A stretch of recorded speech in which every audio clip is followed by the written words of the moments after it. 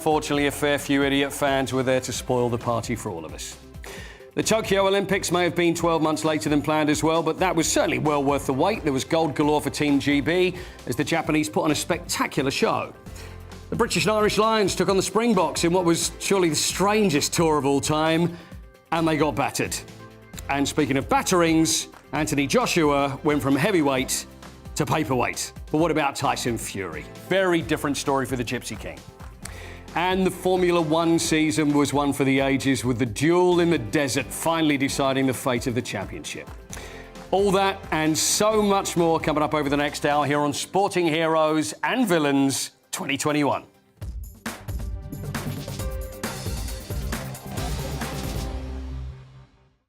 Well, sports broadcaster Aidan McGee is with us. Aidan, lot to go through. I mean, it's been a great year. I mean, with all the lockdowns and the worries, and it could have been a disaster, but there's been some great sport, hasn't there, this year? Yeah, there has. We're British. We made the best of the situation. And then we were chatting backstage, weren't we, about how I think we'll look back at that period where there were no fans, and we'll discuss as we go on how it affected various different sports. But we look back at the period where there were no fans, and I think in years to come, when we look back at that, it will look absolutely barren. There were people wondering how on earth we continued. But for a while there, we got used to it, didn't we? We did get used to it. But let's talk about Euro 2020, which of course happened in 2021.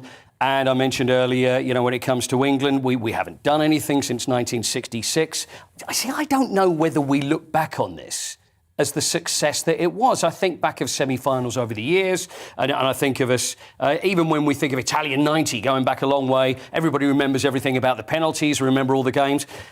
Is it me, or are we looking back on Euro 2020 and it's seemed that it wasn't as great as maybe we should see it as? Well, I think there are a few reasons for that. First of all, the tournament crashed to an end with the disappointment of the penalties. We all want to move on from that very quickly. The league season almost started very soon. Some of the players were back in training with their clubs soon after, and that's because the schedule in all sports was condensed to some degree. But I know what you're saying. I just look at the final and I think to myself, it's almost like England found themselves in a position that they thought, wow, we've never been in this before. Yeah. We've played expansive football throughout the tournament. We're up against a decent side, but we think we can, based on our defensive record, hold out against Italy and stop them scoring. And almost like, I wouldn't say throwing the towel is not the right way to describe it. It was obviously a very competitive game, but having taken the lead through Luke Shaw's goal after 2 minutes, it seemed to me that Gareth Southgate made the decision to regress the team and go defensive in an effort to protect something that, let's face it, would have allowed him to make history on behalf of England for the first time, as you said in the top there, since 1966. What it did, though, was reignite my faith in international football. Mm-hmm. We're fed up with international football, and sometimes, aren't we? Because we see substandard opponents. We've seen it since the Euros. But we love a tournament. We love the finals of a tournament. It's one thing. That's what I mean. When we have those, we have the qualifiers. But in a tournament, it's a different. We've had some disappointing ones in the last 20 years, though. Let's be perfectly honest. The last two have been pretty decent. Yeah. But this one was quite good. Nothing ignites the English public, or the British public even, if you include all the four nations, like a national tournament, an international tournament. No, nothing else. It's not Liverpool or Man United or Chelsea or Tottenham. None of those teams. It doesn't make the fans go out and buy barbecues from Tesco's, does it? Whereas international football does. Speak for yourself, Aidan, but I've got loads in the garage. But do we look at it as a success? I mean, obviously we've got to build on this, the Euros, and we've got, I mean, this time next year we're going to be looking at the World Cup. Yeah. And how much of what we've seen, is it down to the players or is it down to Gareth Southgate? Because people have complained about Gareth, and like you said about the tactics in the final, that maybe we could have actually gone for the killer blow and instead of sitting back and playing the Italians in their own game. But we've got to look at him. Yeah, well, look, we have to look at it as a success because we haven't been to a final since 1966, obviously. However, some people might say, well, those players, maybe we could have achieved a little bit more. But then I prefer to look to next year when, with the recent experience of that tournament and the heartbreak as well, the players don't look affected by it. They haven't been coming out giving interviews saying that, you know, we've been psychologically scarred by this. Most players look back at that tournament and think it was a positive experience. I had a chat with someone recently, and I think they've got a real chance, England, of winning the World Cup next year. It just depends how they can handle the conditions, of course. But the stadiums will be air-conditioned. Sure. I don't think Italy will be quite as good next time as they were this time. They've got a more senior squad. One or two of those will probably drop off the radar, you would think, by the time that tournament comes around. England, meanwhile, are going from strength to strength. Yeah. You look at the youth, the average age of that squad, it's actually quite low. You're actually going to get a situation where you've got players who are around about 23, 24, 25, who may have 40 caps under their belt by the time we take on that tournament. So I think it bodes well for the future. If you look at cycles as well within international football, if you look at, say, the German cycle in the 2000s, so they really sort of started to show their potential around about 2006. They probably, they started getting into finals and semi-finals for a sustained period of time, but couldn't quite get themselves over the line to win that trophy. They managed it in 2014, 8 years later. Sometimes a really successful period, with the exception possibly of Spain winning three tournaments in a row, which is really exceptional.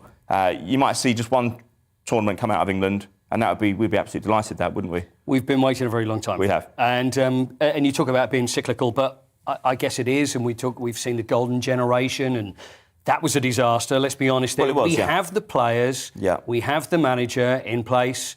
We already have the experience of getting to a final now, so it's just getting over the line. And also, it's not like the players aren't winners. I mean, we've got players that have certainly won plenty of trophies. You've got players. Domestically. You've got serial Phil Foden. You can't necessarily get in the team every time. So you're going to have players like that. I mean, every generation of every country has players who couldn't get in the side. Remember David Schindler not being able to get in the France side back in the late 90s, so it meant he wasn't able to be part of the France 98 World Cup winning squad. However, that's by the by, really, because I think there's enough players there to fill those positions to carry the fight to anybody. It's the most confident I've felt about an England team. And yeah, if they're good for a period of 7-8 years but only win one tournament, I think that would be huge for this country, and huge for the manager as well. If you think that he came from nowhere, he came on the blind side, really, to get that job. Nobody was talking about Gareth Southgate. He hadn't been even near a decent club job or any club job since 2008 or 2009 when he left Middlesbrough. Sure. And he comes from nowhere and takes over from Sam Allardyce after what happened there, and takes this side to unprecedented scales, really, because if you think about it, even the semi-final in the World Cup in Russia was a hell of an achievement when you think about it. Well, it's not a bad record. If we look at it, it's not a bad record so far. 18 records. It's 18 years since Italia 90. OK, well, that's England, so it looks well for the future. But domestically, I mean, we've got to look back on 2021 and some of the success stories. For me, if we're looking at managers, Thomas Tuchel. Now, Thomas Tuchel has come from PSG, and he's had arguments with the board there, and it wasn't working out for him. We know what happened with Frank Lampard. It was the prodigal son comes into Chelsea. Should have worked, probably too inexperienced. Tuchel comes in, completely turns it round in such a short space of time. And a huge success. Absolutely. I mean, Lampard gave an interview the other day saying that in any other circumstances, the Derby County manager wouldn't go and take over at Chelsea. So I think that was his kind of admission that possibly the job came too early. In his position, you really got to take it, though, if it's offered. Then Tuchel comes in almost exactly a year ago from today, and he takes over. They get a couple of draws in their first, or they drew at Wolves in their first game, 0-0. But the turnaround from what was perceived to be we didn't believe it was an underperforming squad at the time, did we? And then we certainly realised that, yeah, it was. And then he takes over, they start getting results in January and February, the league form improves, he gets them into the top four. Of course, he gets them to the FA Cup final as well, where they lose narrowly to Leicester City.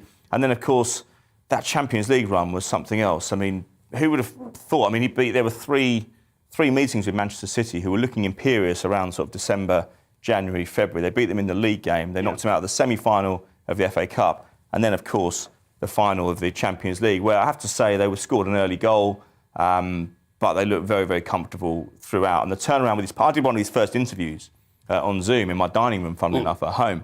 And he's one of the more welcome guests I've had in my dining room over the last 20 years. OK, well, that's nice to know. Yeah. And so we had he didn't overstay his welcome, is what you're saying. Yeah, exactly. OK, not necessarily. But he was good. It was a good chat, but he hadn't done anything in English football by that point. We saw he came close, don't forget, last year or the season before with PSG in the Champions League final. But hold on, let me ask you then. So, we've got managers that are coming over from Germany. Of course, Jurgen Klopp is very successful. Yep. And, of course, now Ralf Rangnick is moving to Manchester United. But as far as Tuchel is concerned, what is it that seems to have fit? Is there sometimes this just a fit? it's just lucky, because sometimes you get clubs that seem to, well, I mean, if we look at Spurs, have brought various managers in that seem like they should be great, but it just doesn't work. Was this just the perfect fit? There is luck involved that when you get a manager? Look, the stars have to align, but every time I talk to Harry Redknapp about management and the success that he achieved, he said it's the easiest job in the world when you've got good players. Now, of course, that's oversimplifying it to some degree when it comes to Tuchel, because, yes, he did have good players, but those players weren't performing. I think what top managers do, and it was always the case, Alex Ferguson used to do it, he puts pressure on his senior players. Yep. He doesn't allow his senior players to get comfortable thinking that they will be the first names on the team sheet every week. It's not as simple as that anymore. He's also not afraid. Remember, Luis Felipe Scolari used to pull the players off every time. Big Phil, he used to pull the big name players off if they weren't performing. Tuchel does that at Chelsea as well. He's not afraid to hook somebody if they're not performing to his standard, if they're not running enough, if they're not closing down enough, if they're not operating as a team, moving forward together, moving backwards together as well. And I think that's a key thing. Whether that style of management lasts too far into the future, we don't really know, because he's been at quite a few clubs now, and there is a trend around Europe now where managers are settling at clubs for not too long. It's almost like a merry-go-round. You look on their CV, they've all managed the same clubs at different times. Well, they're going for the big ones, of course they are. Well, but big payoffs as well. But as far as talking about a big manager at big clubs, and from Barcelona and then at Man City and Pep Guardiola, do you feel that maybe 2022 is the year that they're going to win the Champions League? Because it's the only thing that's missing at that club. And they say, it doesn't really matter, it's all about winning the Premier League for us. They've got those under their belt. They were terrific last season. It's got to be about the Champions League. And what do they have to do to actually get there? They've got to be asking themselves that question. It's strange, because I was in 2011, I was at Wembley working when Pep Guardiola's Barcelona side dismantled a very good Manchester United team at Wembley. If you'd said to me that night, as I was poring over this football and thinking, wow, this is one of the best teams I've ever seen, you'd said to me that in 11 years' time, Pep Guardiola won't have won a Champions League in that period, I'd have said you're absolutely barking mad. But he's got closer. He got to a final. He's been to a couple of semi. What's going wrong? The players are there. Yeah. He's there. Is it almost? Can you actually want something too much? And it just seems to be slipping away from possibly. But then Jurgen Klopp took a couple of goes in European finals to finally win that Champions League with Liverpool, didn't he? Pep's already got one though. He's already got two. He's already got two. But I don't think the problem is the players. I mean, look, the tactics were wrong in that final against Chelsea. Yeah. He changed them because he felt that the previous two games, which had been the previous month against Chelsea, he'd lost them because they were playing the same tactics as they were doing in the Premier League, and he changed it again. But once again, Tuchel outwitted him. Now, if they face Chelsea again, which is possible because the Premier League is so dominant in the Champions League at the moment, of course, well, at least he's got the fact that he beat him earlier in the season in the Premier League back in September at Stamford Bridge. Maybe that's a psychological determining factor that might make a difference later on in the rounds. Who would even think maybe a game of football would break out in the middle of this psychological warfare as well? You never know. You never know. Let's mention, though, the Championship. And one of the great stories from 2021, surely, has got to be Brentford. You know, new stadium, and then there was the lockdown and they couldn't move the supporters in there. But it almost fit perfectly because they didn't go up when it was finished. And now, with lockdown over with and fans being able to go and watch them, they get to go to that new stadium.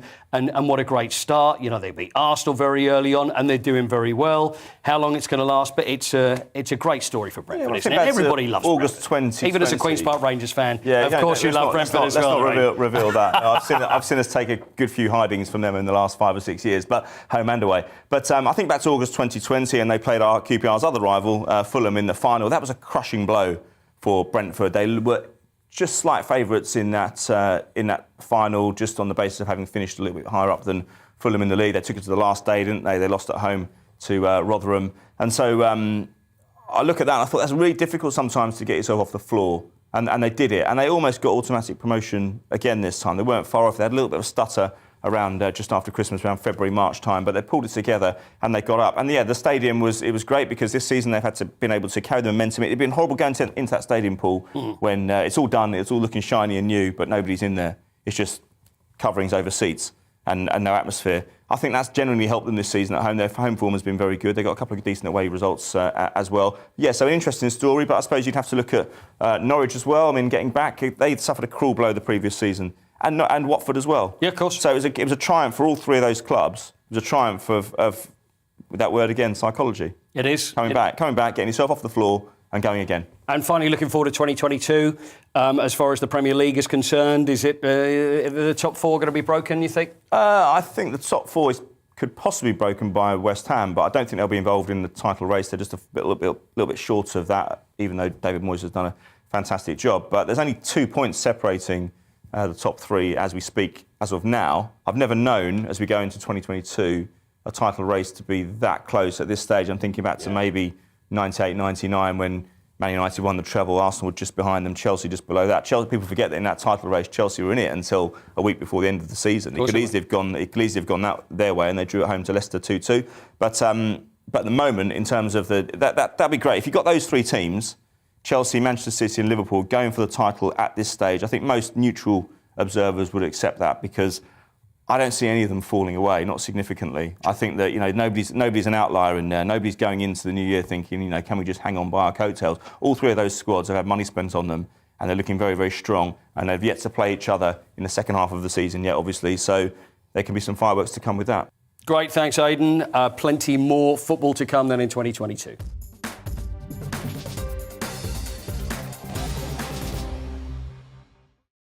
You're watching GB News live across the UK and the world on our digital stream. GB News is Britain's news channel. We are the UK's home of discussion and debate from all perspectives. We are here for you. Don't forget to join our YouTube community by clicking on that subscribe button. And if you want the GB News app, you can click and catch up on programmes anytime. We love to hear from you, so email us. gbviews@gbnews.uk. Thanks for being part of the GB News family. My name is Andrew Doyle. Join me every Sunday evening at 7 p.m. for Free Speech Nation. This is a show where we address current affairs and news stories of the week with the help of two wonderful comedian panellists. I brought in comics because I want to give it a lighter edge, and also they work for less. See you there.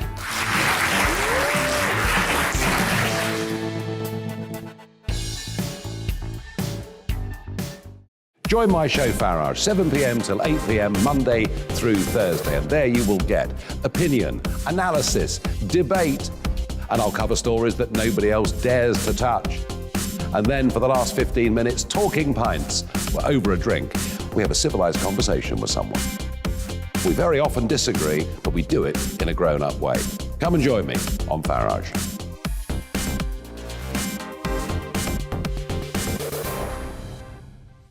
I'm Colin Brazier. I've reported from more than 70 countries around the world, covered wars from Afghanistan to Iraq, from Lebanon to the Balkans. I'm trying to bring that experience, that feel for events, to the studio.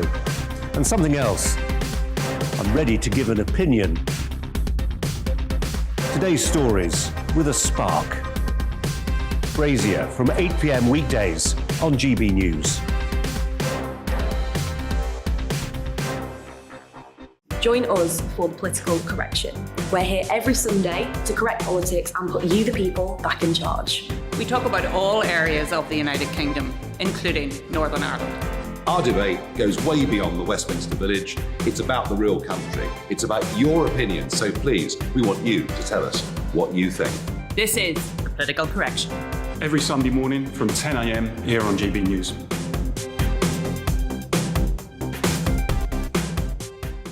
You're watching GB News live across the UK, the world, and our digital stream. GB News is Britain's news channel. We are the UK's home of discussion and debate from all perspectives. We're here for you. Don't forget to join our community by hitting the subscribe button. And download the GB News app so you can click and catch up on programmes anytime. We love to hear from you. Email us at gbviews@gbnews.uk. Thanks for being part of the GB News family.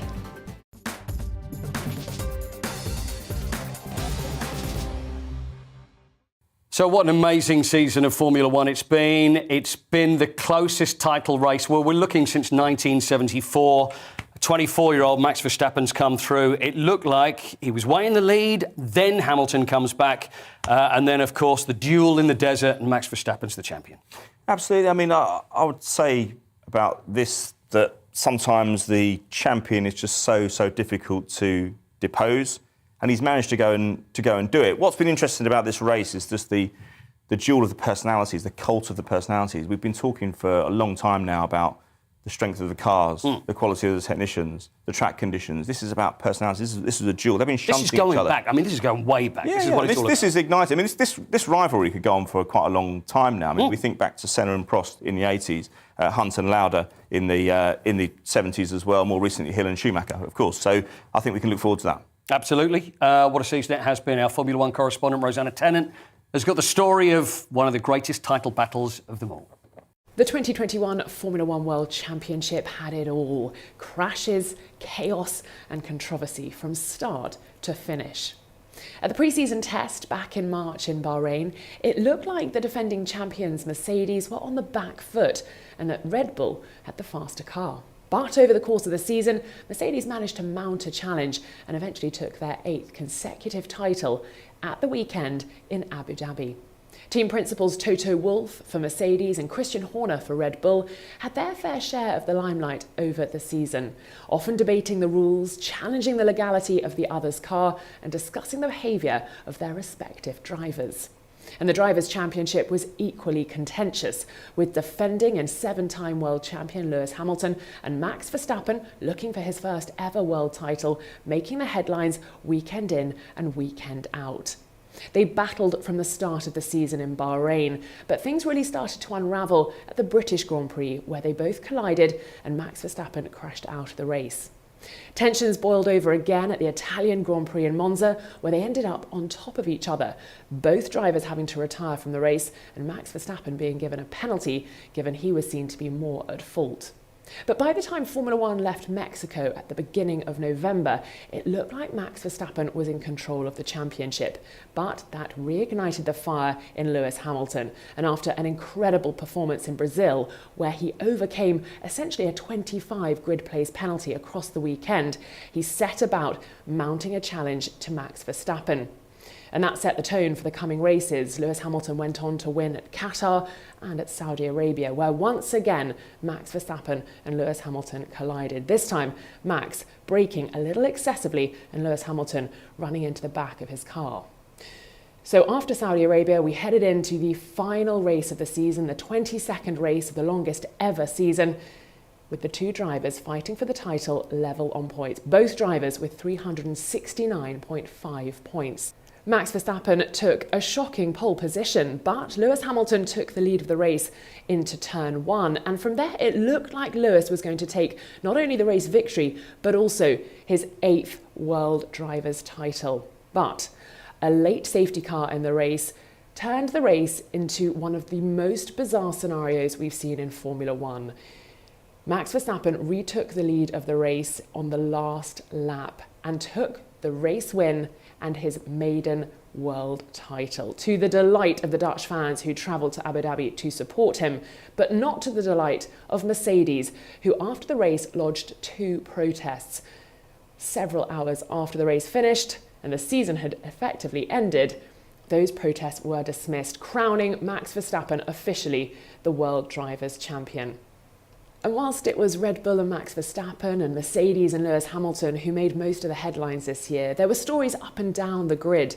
Ferrari mounting a comeback and taking P3 in the constructors' standings ahead of McLaren, who in turn took the only 1-2 of the season at the Italian Grand Prix, Daniel Ricciardo taking the win ahead of his teammate, British driver Lando Norris. George Russell also took his maiden podium and announced that he'd be joining the Mercedes team next year to partner Lewis Hamilton.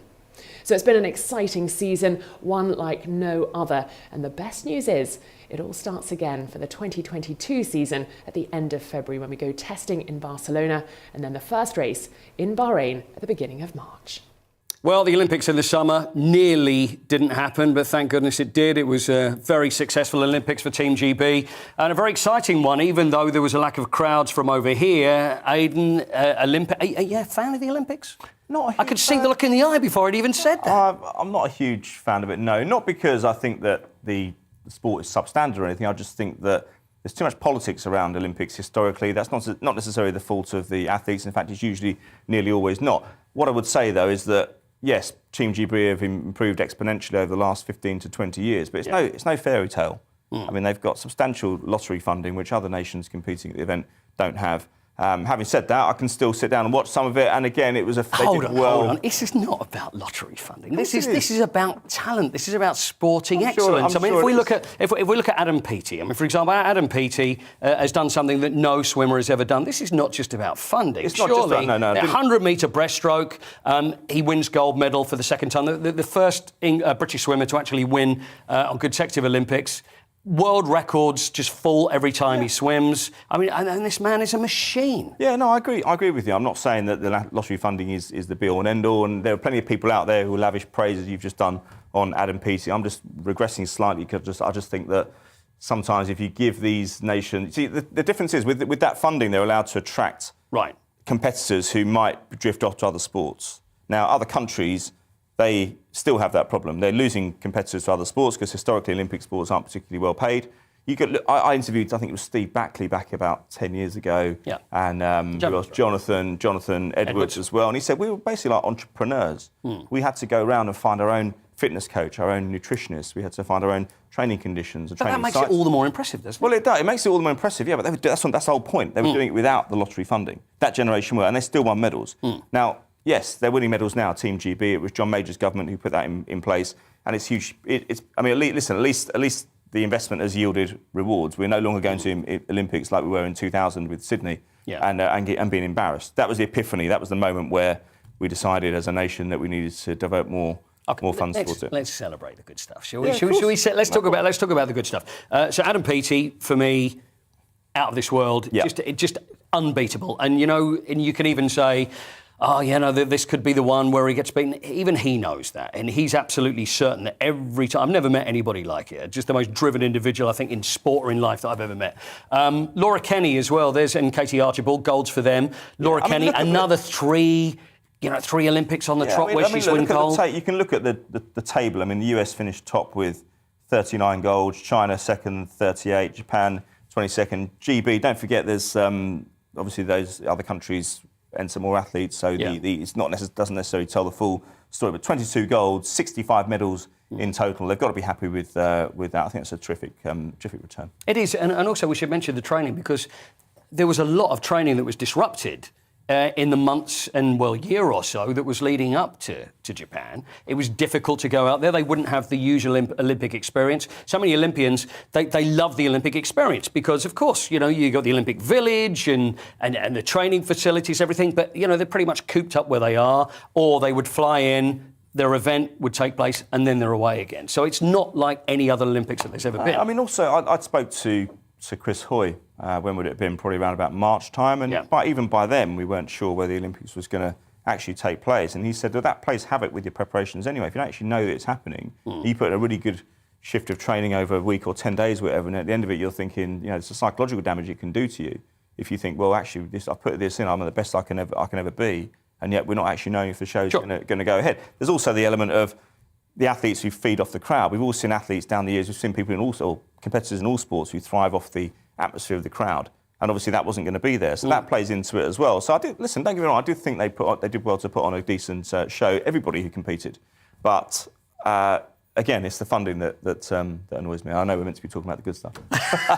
Stick with the good stuff. What's with you today? Let's enjoy the good stuff. It was a good return, but if we talk about maybe not quite so good stuff and talk about lottery funding and how much goes into it, as far as athletics concerned, which has always been our bread and butter, we look at Super Saturday going back to 2012. Yeah, amazing. Not so good. It wasn't so good. We had Keely Hodgkinson, who I thought is a great athlete for the future in the 800, winning silver. She was terrific, only 19 years old. But we didn't have any golds, did we? No, that's right. Did you like the element of comedy when the US 4x1 relay team didn't actually make the final? Yes, let's face it, we always enjoy that. And then prompting that angry tweet from Carl Lewis. Yes, exactly.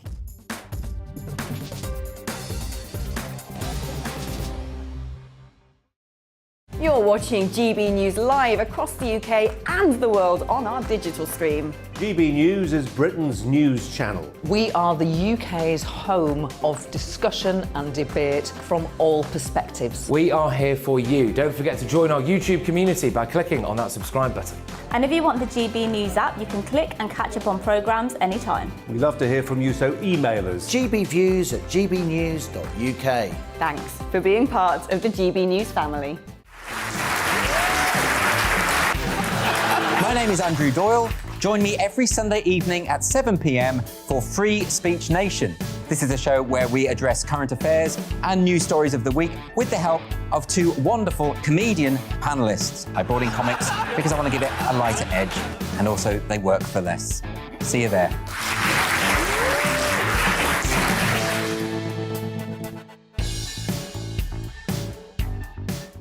Join my show Farage, 7 p.m. till 8 p.m. Monday through Thursday, and there you will get opinion, analysis, debate, and I'll cover stories that nobody else dares to touch. And then for the last 15 minutes, talking pints. We're over a drink. We have a civilized conversation with someone. We very often disagree, but we do it in a grown-up way. Come and join me on Farage.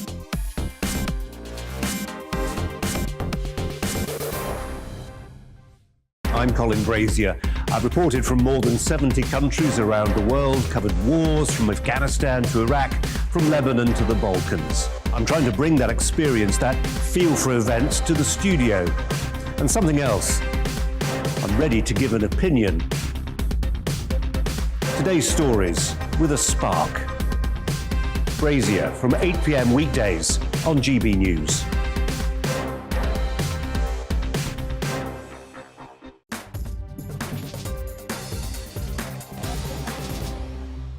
Well, listen, what it's year it's certainly been on the tennis court for Novak Djokovic, coming so close to that calendar Grand Slam, to the rise of Emma Raducanu. Top tennis commentator and friend of the show, Ravi Uber, serves up his spin on the past 12 months.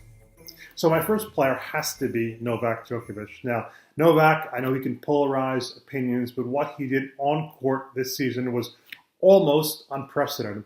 He was one match win away from becoming the first man since 1969 to win all four majors in one season. That was Rod Laver. So I think to be able to withstand that pressure just to get to the final of the US Open was a terrific accomplishment. And I know we love to have these debates about who is the best among the big three. Well, if you look at Novak's numbers, and just numbers, because I know people can say, well, how about the style of play, what they bring to tennis, the intensity. But just on the numbers, you can't really argue with the fact that Novak is number one, because he has a winning record against Roger Federer and Rafael Nadal, most weeks at number one. Rafa never been in this position before, one win away, one Grand Slam away for winning all four in one season. And don't forget, Novak did win 4 in a row, majors-wise. That was a couple of years ago, spread over 2 campaigns. Number 2 has to be, on the women's side, Emma Raducanu. I mean, if Novak, what he accomplished was exceedingly rare, I'm not sure in our lifetimes if we're ever going to see a player do what Emma did at the US Open. Come through the qualifying, win a Grand Slam, and doing so without dropping a set. Absolutely phenomenal. And now all eyes are going to be on 2022 for her, and I hope she does have the time to develop and grow, because she's still coming to terms with playing at this level really for the first time. And she has a very experienced coach alongside now in Torben Beltz, who used to work with another Grand Slam winner, Angelique Kerber. Number 3 for my heroes, Cam Norrie. I mean, his season was off the charts. To finish last year at number 71 in the world, this year to be number 12, I mean, tells you what kind of a season he had. He made 6 finals, winning his first 2 titles. And to give you some context and perspective, yes, there may have been some bigger finals for Novak, but Novak played in 7 finals, so Cam was number 6. Now he's going to have to go about trying to back it up in 2022, but I think he got tremendous motivation from playing at the year-end championships as an alternate, so I think that's going to serve him well for next season. Well, thanks to Ravi there. There's only one name really for us, isn't there, as far as tennis is concerned? 19 years old, Emma Raducanu. She goes to Wimbledon. Doesn't quite work out for her there. I mean, the thing is, before we get to the US Open, as far as Wimbledon's concerned, it was so much pressure on her because nobody had even heard. Let's face it, people that weren't tennis stalwarts hadn't really heard of her. I live in Bromley, so I've known about her. So you'd seen her playing at the local courts. Yeah, you would have known her. Yeah. For us on the other side of London, that maybe we didn't. But she was doing well at Wimbledon, and then so much pressure. And I think the pressure that was heaped on her, because all of a sudden TV say, we're not going to run EastEnders, we're going to put Emma Raducanu on prime time on TV, and whatever anybody says, and I'm sure she'll admit to it, it was just a little too much for her. It was a little and it's too not much. a surprise. Yeah, I know. Given her age as well, it's a huge stage for any player to take on. There've been British players down the years. Tim Henman was one who he did well at Wimbledon, couldn't quite take the final step, but he also performed probably better in some ways outside of Wimbledon. He reached semi-finals at the US and the Australian. But I mean, it might have been the same with Raducanu, young player. Too much too soon, and there was criticism, of course, externally, wasn't there, on social media from Piers Morgan, which didn't look good. And I think that allowed her, in some ways, to step back from that. Nobody was talking about her. It did have a basis of truth, though, didn't it? Yeah. Everybody was very careful around her and tiptoeing around Emma Raducanu. Understandable, 19-year-old, she's thrusted into the spotlight, but it was too much to ask. And whether it be a panic attack or whatever happened, the pressure is going to get to you because, she was doing really well, started losing, and then it's thinking, hold on, this is the whole world is closing in on me. And then it was almost when she went out to the States and then she's playing at Flushing Meadows, there was a new freedom to her. I know. And it was just an incredible tournament. But what I'm saying is nobody going into the US Open was talking about her, really, were they? And I think that if the pressure is the issue, then that's the one thing you don't want. You don't want people talking about you going into it. And I think that helped her perform in the final. I mean, it was a pretty much flawless tournament all the way through. Let's talk a little bit about cricket. Now, cricket, huge year for cricket because the thing is, there's so many different events. Of course, we've talked about the Olympics being moved and also the Euros being moved. The other thing that was moved was the future of cricket, and that's the 100. Now, did you get to go and see any games, and what did you make of the new format, though? No, I didn't go to see any. I did speak to somebody who's well into his cricket, and he's not sitting too far away from us right now, actually, behind that glass, but he had all sorts of doubts about it. We've seen it in lots of different sports down the years. Where, I think I may know who you're talking about. So it's not... Sometimes we want the sport to be made... Marketeers, for example, TV companies, they want the sport to be broken down into kind of chunks that are more palatable to a new audience. That's how you get new people in. We've seen it in darts, we've seen it in snooker, we've seen it in various other sports. And it's an attempt to modernise in a way. Sometimes you can compromise some elements of the long form of the game. But with the 100, for example, 510,000 tickets sold in the entire competition. The attendance of the women's event was the biggest ever seen for a global women's event. Well, the thing is, this is what was great about it, is because they doubled up. You'd have the women's game and then you'd have the men's game straight after that. And the amount of girls that you'd see at cricket, which you normally wouldn't see, which was fantastic. The amount of kids that were there, families that were going there, it was easily accessible as far as prices. It wasn't ridiculously expensive. I think people were surprised by how good it was. It was quick. And the thing is, you hit absolutely the nail on the head as far as I'm concerned, is that you've got to make sure that you balance it with what's gone on before. You can't revolutionise. Again, it's that old evolution, not revolution. Yeah, it's a new idea, but it still also you've got to take everybody with you. It hasn't compromised the longer form of the game either, has it? I mean, we're still enthralled by the Test match. Some would say the county championship it may have compromised a little bit. Maybe, but then I look back at the county championship. I look at the county championship going back over 10, 15 years, and there are too many matches there played in front of two men and a dog. So that tells you that the interest in that probably isn't as great. But then again, in cricket and in rugby to a degree as well, we always look at the international game rather than the club game, don't we? As the light carrier, if you like. OK, and finally, one quick word, and that's on England. Of course, we're around Ashes time as well. Successful summer for England, or not really? No, I would say not really. I don't think they look prepared going to the Ashes. I mean, I think they're too reliant on Joe Root.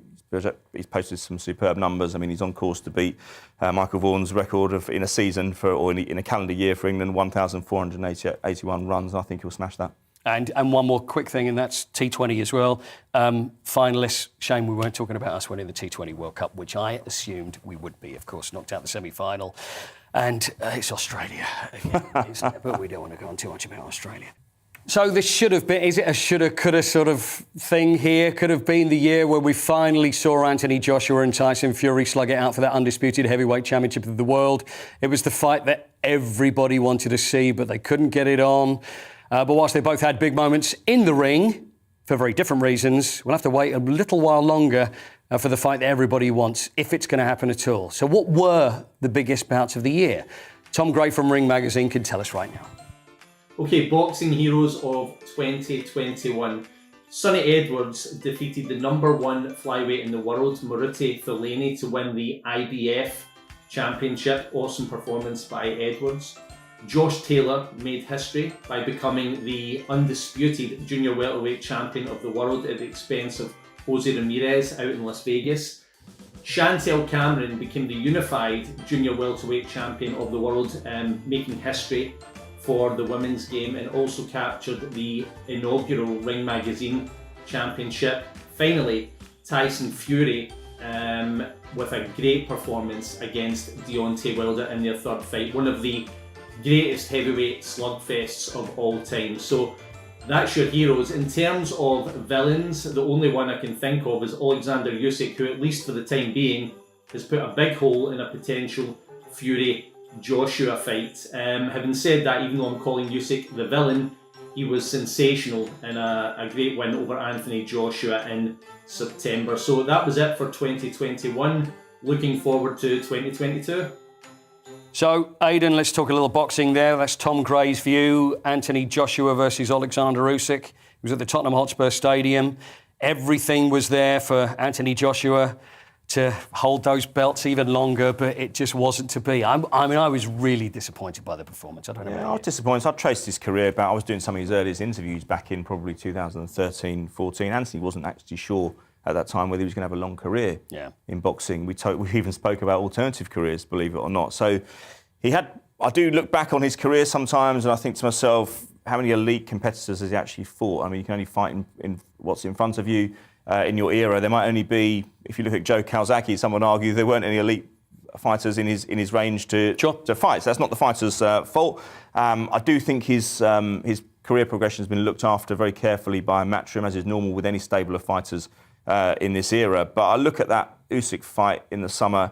He didn't look right for it. I almost think that psychologically he was preparing to fight Tyson Fury. So do you think then, even from watching that fight, you would think that, hold on, your head is thinking about fighting someone else? Nobody said it. It's just a theory that I had. I'm not a boxing expert. I've never been in the ring in my life, apart from to do a bit of filming. That was it. But and then you ran out very, very quickly. Oh within under a minute. So that was doing well. So I just think that he was. If you can't imagine a more different opponent when you compare Tyson Fury to Alexander Usyk, and some would even say that towards the latter end of the fight, he almost knew he was going to lose. I'm thinking at the end of that fight, he couldn't win. It was almost like he was trying to box his way. It's almost like, for me, that AJ was trying to prove that he's a great boxer. It's almost like he had to try and prove something. I'm as good a boxer as Tyson Fury is. And when we know how brilliant Tyson is, as a boxer, especially in the heavyweight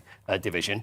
But it was like, to put it bluntly, we're just thinking, just try and knock him out. But towards the end, it just didn't happen. And then we knew towards the end that it was going to be Usyk. Usyk was too good. I honestly believe that, and I think he'll go on and fight Tyson Fury possibly before even Anthony Joshua does. But I look at that division now, and I don't think Wilder's quite done just yet. I think there's one more push to come from him. He's still got that. He didn't perform badly against Fury in the last fight. Where Anthony Joshua goes from now, I'm not necessarily sure, because I think that looked like that was quite a resounding defeat by Usyk actually at White Hart Lane. I very much hope that we will manage to see that Joshua Fury fight, but I'm very much doubting it. It's just not as commercially viable. It's still commercially viable, but it's not the reason to fight it right now. If you look at the way Tyson Fury adjusted to having the fight switch, he thought he was fighting AJ forever and a day as well, and then he switches to take Wilder for somebody he's already beaten. Well, he's drawn with and beaten, and he has to beat him again. That's the difference in terms of where they are mentally. Right, let's move on to rugby anyway. The Lions, that tour that went on to South Africa again, another situation. It was pretty controversial, and we were wondering whether that was going to go ahead because there was COVID outbreaks over there, and it was a very difficult tour for the Lions, and it didn't work out as well for them. And it wasn't I know with the current climate, but it wasn't a typical Lions tour, was it? No, it wasn't. I mean, you're struggling to think of any serious memories from it, really. I mean, there was an interview with Brian O'Driscoll in the Mirror just about a week ago. He said he didn't even watch some of it. He said the rugby served up wasn't very good. He said there was now obviously the absence of crowd. He felt that the British and Irish Lions faced some pretty substandard opposition prior to taking on the Springboks. So it's beset with problems, and it's unfortunate because some of these tournaments in these conditions have worked. I think that one, I know it's not a tournament, it's a series, obviously, and it goes over a longer period of time, but it just didn't work, did it? No, I mean, it means the world to players. I mean, it's the ultimate when it comes to playing rugby for home nations, to actually represent the Lions, wear the red shirt, but it just didn't go the way that they wanted it. So no, not at all. And they're beaten in the last two by South Africa quite comfortably as well. And I don't think anyone will be talking about this in a year's time. OK, well, I feel almost like we just pretty much had to cover it, so cover it as well as we did there. Let's move on to golf anyway, and another major loss as well. I don't want it to be like all major losses, but listen, we've got to talk about 2021. Ryder Cup year, always a very big one in the world of golf, which we always look forward to, but it just wasn't to be for Team Europe as the US gave him a bit of a beating at Whistling Straits. What about elsewhere? Well, let's ask golf guru Rupert Bell for his pick of 2021. Well, I have to say, I think it's been an absolutely terrific golfing year. Now, heroes and villains. Well, actually, I'm going to make my first hero Richard Bland. At 48 years of age, and at his 478th attempt, he finally won an event on the European Tour, winning the British Masters at Belfry in May. A fabulous achievement, perseverance writ large across his face. And then he went on to have a terrific year. And after 2 rounds of the US Open, he was even leading, but naturally fell away. And a couple of other heroes, well, obviously Phil Mickelson. What he did at the USPGA was just quite extraordinary. In his 50s, blew the field away. It was a mesmerising performance. I also think Colin Morikawa has been the standout player of the year, and with his performance in the Open Championship was steely, ruthless, fantastic. And John Rahm deservedly winning his first major. Well, the villains of the piece, well, I think it's quite simple, really. They're the pantomime villains of world golf. Brooks Koepka and Bryson DeChambeau. Their spat, well, it grabbed all the headlines, but they were enjoying probably being the villains of the piece. But it was a fabulous golfing year. But the only disappointment ultimately on the course was the flop from the European Tour team in the Ryder Cup, where they just never turned up at Whistling Straits. Been a fabulous year. Can't wait for 2022. Well, thanks, Rupert. Still another couple of years, and then we can look forward to another Ryder Cup, of course, which will be in Europe. So maybe there will see a few changes. Aidan, if you're looking back on 2021, who are you going to pick then? I mean, as one of the great success stories that we look back in the past year. Because I've got one and we haven't even mentioned it. Go on. Mark Cavendish. Yeah, absolutely. Mark Cavendish. Absolutely. Mark Cavendish, great sprinter, great cyclist. See, the thing is, and this is a real story, because he's gone into the Tour de France, and trust me, I'm not a cycling specialist, but I know Mark, and he went into 2021, and it looked like the career was over. You know, he'd given interviews in Belgium, and he didn't have a team, and he was in tears, and he was upset, and looked like, anyway, there was an injury to the sprinter in his team. He comes in, nobody expects anything of him, and he wins 4 stages, which is remarkable. And for anybody to win any stage of the Tour de France at any point in their career will make them as a cyclist. He wins 4, equals the great Eddie Merckx as the most stage wins in the Tour de France. Can I ask you something? You interviewed him recently, didn't you? And although it betrays a lack of knowledge of cycling, I guess, but I'm wondering, I've always wondered, and I remember covering some of his first stage wins sprint wins in 2008. So going back quite a while here, and he kept winning one after one after one after the other, and I was thinking, you know, this is a lot of new fans are coming to cycling. Sure. It annoys him, actually, when journalists don't know much about cycling. Oh, it does. But why can't he win the Tour de France? Don't you think they have to adapt the rules slightly? See, that's the thing. You know, it's the way you asked him about it, didn't you? I have asked that because it's the way he's built. You know, and he said, I think the words of Mark Cavendish were, I'm very strong. I've got very strong legs, but I'm like a child from above the waist. So it works very well for sprinting, but when it comes to climbing up mountains, that makes it extremely difficult. So he's never going to win the entire race, but it's all about stage wins for him. So for me, Mark Cavendish, for the story, for the comeback, it's been a great 2021 and hopefully even more stage wins for 2022 because it's been picked up by his team again, so I'd love to see him in the Tour de France. So briefly, who's it going to be for you? For me, I think it's difficult to see past Novak Djokovic. I know he didn't quite complete the career Grand Slam. Are you a fan? Yeah, I am a fan, actually. I've interviewed him a few times at Laureus Awards in the past. He divides opinion a little bit. He doesn't necessarily play with the grace or early in his career he's criticised for not having the fighting spirit. Doesn't he want to be Roger Federer? Isn't that what it is? He wants to be loved like Roger Federer. He wants to be loved, yeah, but I think he deserves to be loved as well. I mean, he's taken part in some epic finals in the past. You think back to 2012 at the Australian Open. I mean, I was watching that final between him and Nadal, thinking, you know, I got to about the fourth set, tiebreak, and I'm thinking, I can't believe these two are still standing up. And the heat was absolutely stifling. But he's done that again and again and again. He had a lull in his career probably, 3 or 4 years ago. He didn't win anything for a couple of years. And we thought maybe that's him done. But he came back and he won. Well, he's got to 20 again. He's got to 20 just as Roger Federer and Rafa Nadal have done as well. So I think that he deserves to be in there. Yeah, he didn't quite complete the slam. He's had some criticism recently for his stance over the vaccinations, but I think that's a hell of an achievement to do when you've been doing it for that long, to go and repeat a win at the Australian, a win at Wimbledon and a win at the French. Isn't it a hell of an achievement? So for people that are rooted in football, then we've done quite well. So I'm saying a cyclist, and you're going to say a tennis player. So they are going to be our big winners of 2021. Looking forward to 2022. Thank you very much, Aidan. That's pretty much it for now. Anyway, what a year it has been, and what a year 2022 is going to be. So much to look forward to. Enjoy the rest of the holidays, and we'll see you in the new year.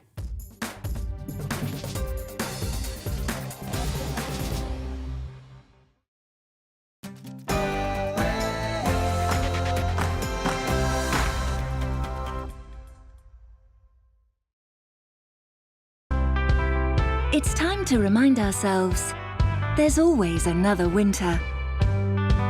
Canary Islands sponsors the weather.